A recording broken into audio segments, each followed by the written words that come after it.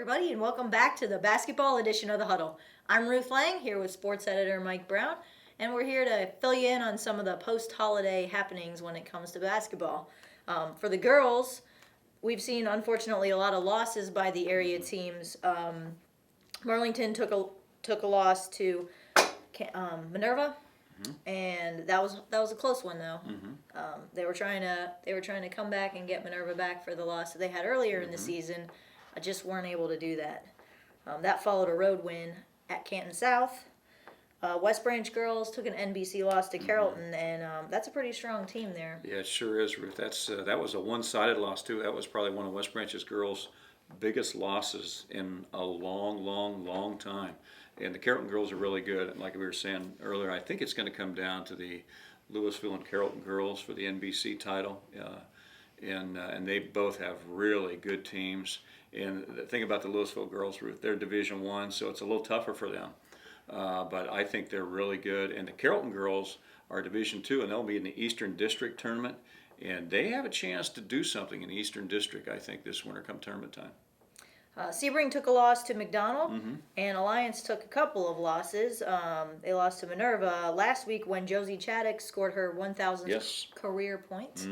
And then also recently took a loss to Louisville and to Carrollton. So again, coming up against some strong teams there. Right. The Alliance girls went down to Carrollton on Wednesday night and lost a one-sided game to the Warriors there, and that's something where I think they've made some improvement this year, but it's a work in progress, like it is for a lot of our girls teams this year. We have a lot of young girls teams outside of the Louisville girls this year, and I think they're looking for individual improvement, and hopefully the team improvement will come with that as we go further into the season here. Switching then into the boys' action, West Branch beat the Columbiana Clippers on Tuesday. Sebring also, in a confidence boost for the Sebring Trojans, they beat Leetonia after coming off a few losses.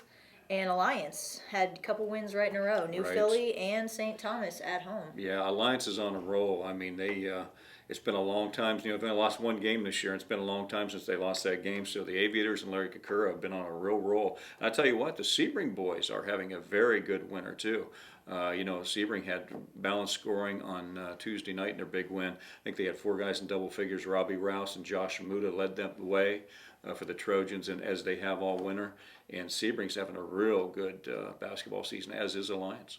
Okay, and games coming up? Yeah, this weekend on Friday night in boys action, we've got Alliance going down to Minerva for an NBC game. And that's a young Minerva team Alliance will be playing. Canton South goes to Marlington.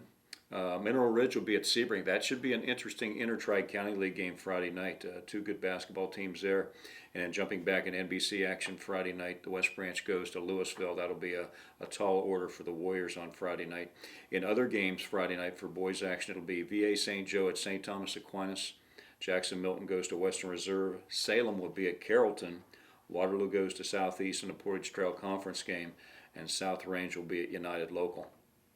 And then also, Ruth, on Saturday for boys, we actually have a boys game on Saturday night. The Alliance Aviators have double duty this weekend. They will go to Northwest to play the Indians in an independent game on Saturday night. And in girls action on Saturday afternoon, we'll have Marlington at Louisville, Salem at West Branch, and Mogador goes to Waterloo. Trinity will be at St. Thomas Aquinas. Western Reserve goes to Crestview, and Minerva will be at Canton South.